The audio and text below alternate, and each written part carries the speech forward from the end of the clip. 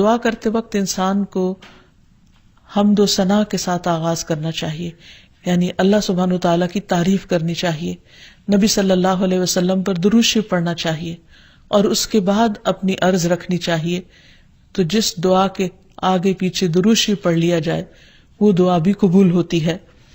فضالہ بن عبید رضی اللہ عنہ سے روایت ہے کہ ایک مرتبہ رسول اکرم صلی اللہ علیہ وسلم تشریف فرما تھے. ایک شخص آیا اور اس نے نماز پڑھی، پھر کہنے لگا اے اللہ مجھے بخش دے اور مجھ پر رحم کر. تو رسول اللہ صلی اللہ علیہ وسلم نے فرمایا اے نمازی تو نے جلدی کی، جب نماز پڑھ چکو تو بیٹھے رہو، اللہ کی اس طرح حمد و ثنا بیان کرو جیسا کہ اس کا حق ہے، پھر مجھ پر درود بھیجو، پھر اس سے دعا کرو. یعنی یہ دعا مانگنے کا ادب اور سلیقہ ہے. پھر اسی طرح یہ ہے کہ انسان کی دعاؤں کی قبولیت میں بعض اوقات اس کے گناہ حائل ہوتے ہیں، اور جب انسان استغفار کرتا ہے، توبہ کرتا ہے تو دروازے کھل جاتے ہیں. اسی لیے انسان جب دعا کرے تو اس کے ساتھ ساتھ اپنے رب سے توبہ اور استغفار کرے. پھر اسی طرح دعا کرنے کے ادب میں سے ایک چیز یہ بھی ہے کہ انسان جب دعا کرنا شروع کرے تو سب سے پہلے اپنے لیے دعا کرے، پھر اپنے قریبی لوگوں کے لیے دعا کرے، اور پھر تمام لوگوں کے لیے دعا کرے. کہ بعض اوقات ہم سمجھتے ہیں ہماری دعا قبول نہیں ہوئی، اور شیطان کا کام یہ ہوتا ہے کہ وہ بندے کے دل میں مایوسی پیدا کرے. جب بھی انسان کے دل میں ایسا خیال آئے کہ اس کی دعا قبول نہیں ہوئی تو اسے ہمیشہ یاد رکھنا چاہیے کہ رسول اللہ صلی اللہ علیہ وسلم نے قبولیت دعا کے مختلف قسمیں یا طریقے بتائے ہیں.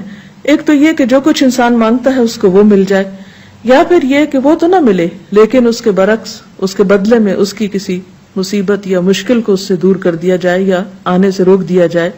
تیسری صورت یہ کہ دنیا میں تو انسان کو اس دعا کے صلے میں کچھ نہ ملے، لیکن قیامت کے دن وہ تمام دعائیں اس کے اعمال نامے میں شامل کر کے اسے ان کا بہترین بدلہ یا جزا دی جائے. ایسی صورت میں جو تیسری صورت ہے، اگرچہ دنیا کے اعتبار سے ایک مشکل صورتحال ہے، لیکن قیامت کے دن بندہ جب اپنی دعاؤں کا صلہ دیکھے گا، اس عبادت کی جزا پائے گا وہاں پر، تو اس وقت تمنا کرے گا کہ اے کاش دنیا میں میری کوئی دعا بھی قبول نہ ہوتی. لیکن دعا کی قبولیت کے لیے پھر کچھ شرائط ہیں. ایک بات تو یہ اس میں جو سب سے پہلے کہ انسان کا رزق حلال ہو، کیونکہ حرام کھانا انسان کی دعاؤں کی قبولیت میں رکاوٹ کا سبب ہوتا ہے. پھر اسی طرح جب انسان اللہ سے دعا مانگے تو اس وقت بہت توجہ کے ساتھ دعا کرے، کیونکہ حدیث میں آتا ہے کہ اللہ سبحانہ وتعالی غافل دل کی دعا قبول نہیں کرتے. یعنی ایک انسان مانگ رہا ہے لیکن اس کو پتہ ہی نہیں کہ وہ کیا مانگ رہا ہے، صرف رٹے رٹائے کچھ لفظ زبان سے نکال رہا ہے یا سنی سنائی کوئی بات دہرا رہا ہے، لیکن اس کے دل سے وہ بات نہیں نکل رہی، یا وہ مانگنا نہیں، بس کچھ الفاظ کا پڑھ دینا ہے. تو یہ طریقہ بھی درست نہیں.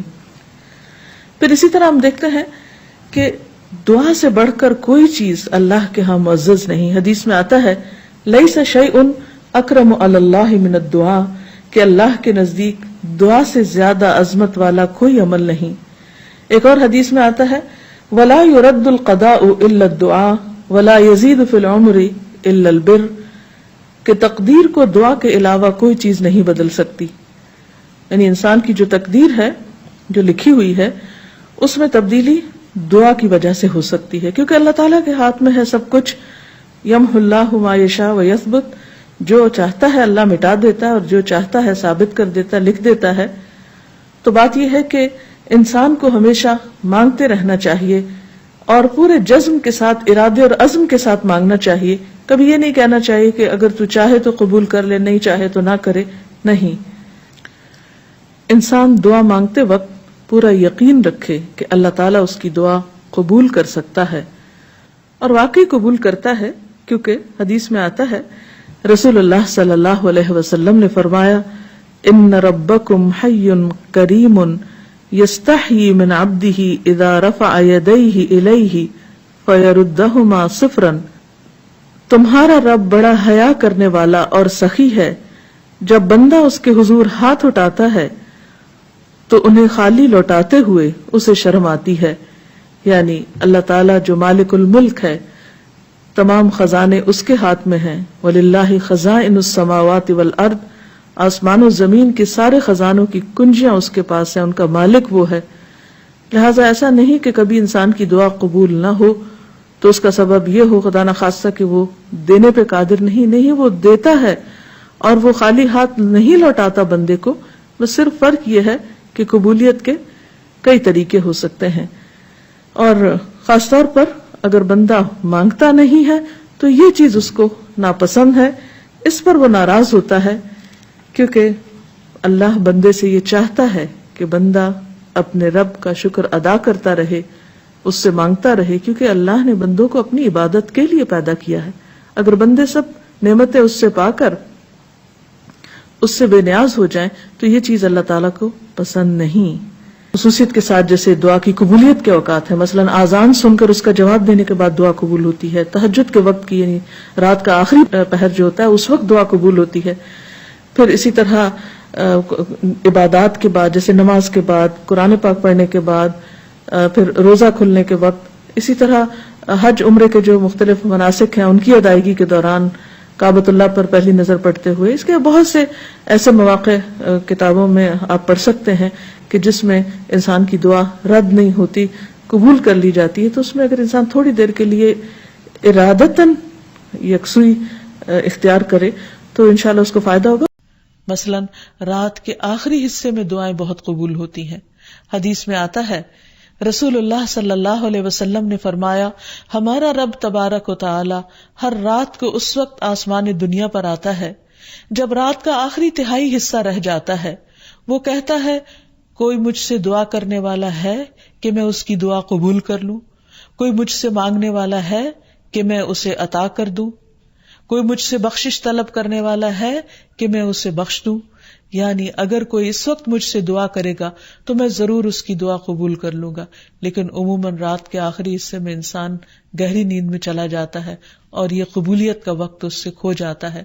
تو اس خصوصی طور پر اگر انسان کی زندگی میں کوئی پریشانی ہو یا کچھ چیزوں کے بارے میں وہ واقعی سنجیدہ ہو کہ وہ اسے ملنی چاہیے دنیا اور آخرت کی کامیابیوں میں سے، بھلائیوں اور خیر میں سے، تو اس کو چاہیے کہ اس وقت میں دعا کا اہتمام کرے.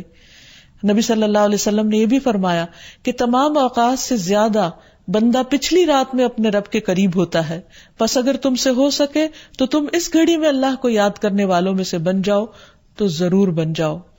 پھر اسی طرح آذان کے بعد اور اقامت سے پہلے دعا قبول ہوتی ہے. یعنی مؤذن جب آذان دے رہا ہو تو جو الفاظ وہ دہرا رہا ہو ان کو دہراتے جانا چاہیے، سوائے حی علی الصلاۃ اور حی علی الفلاح کے کہ اس کے جواب میں لا حول ولا قوت الا باللہ پڑھنا چاہیے. اور جب مؤذن آذان کہہ چکے تو آذان کے بعد کی دعا پڑھ کے درود شریف پڑھ کر جو بھی انسان کے دل میں حاجت ہو وہ اپنے رب کے سامنے رکھے تو وہ دعا کے قبولیت کا وقت ہوتا ہے. اس وقت آسمان کے دروازے کھلتے ہیں، تو اس وقت انسان کو یہ وقت ضائع نہیں کرنا چاہیے اور چھوٹی چھوٹی چیزیں بھی اپنے رب سے مانگتے چلے جانا چاہیے تاکہ انسان کسی انسان کا محتاج نہ ہو. پھر اسی طرح سجدہ میں انسان اپنے رب کے بہت قریب ہوتا ہے، اس وقت دعائیں خوب سنی جاتی ہیں تو خوب انسان کو پکارنا چاہیے. فرض نماز کے بعد دعا قبول ہوتی ہے، تو فرض نماز کے بعد آیت الکرسی پڑھنا اور دعا مانگنا انسان کے فائدے میں ہے، بجائے اس کے کہ انسان فوراً مصلی سے اٹھ جائے یا ادھر ادھر کی باتیں شروع کر دے. پھر اسی طرح جمعے کے دن ایک خاص گھڑی ہوتی ہے جس میں انسان کی دعا قبول ہوتی ہے، اور اس کے بارے میں ایک روایت میں آتا ہے کہ وہ جمعے کے دن کی آخری گھڑی ہوتی ہے. تو بہرحال جمعے کے دن خصوصی طور پر دعاؤں کے مانگنے کا اہتمام کرنا چاہیے. پھر اسی طرح ماہ رمضان میں ہر دن اور رات میں ایک گھڑی ایسی ہوتی ہے کہ جس میں دعا قبول ہوتی ہے، اس وقت بھی زیادہ سے زیادہ دعائیں مانگنی چاہیے. عرفہ کے دن اللہ سبحانہ وتعالی سب سے زیادہ لوگوں کو جہنم کی آگ سے آزاد کرتا ہے، تو اس دن وہاں کے لوگ جو حج پر گئے ہیں وہ تو دعائیں مانگتے ہی ہیں، اور جو لوگ نہیں بھی جا سکے وہ بھی اس دن کی برکت سے فائدہ اٹھاتے ہوئے خوب دعائیں کریں. پھر اسی طرح بارش ہوتے وقت بھی دعا قبول ہوتی ہے. پھر زمزم پیتے وقت دعائیں قبول ہوتی ہیں. قرآن مجید کی تلاوت کے بعد دعا قبول ہوتی ہے. تو انسان کو ان مواقع سے خوب فائدہ اٹھانا چاہیے. پھر اسی طرح مریض اور میت کے پاس جو دعائیں کی جاتی ہیں وہ بھی قبول ہوتی ہیں. تو اللہ تعالیٰ سے دعا ہے کہ وہ ہماری دعاؤں کو بھی سن لے اور ہمیں قبولیت کے اوقات سے بھرپور فائدہ اٹھانے کی توفیق دے اور ہمیں دعائیں مانگنے کے آداب سکھا دے. وآخر دعوانا ان الحمد للہ رب العالمین. السلام علیکم ورحمۃ اللہ وبرکاتہ.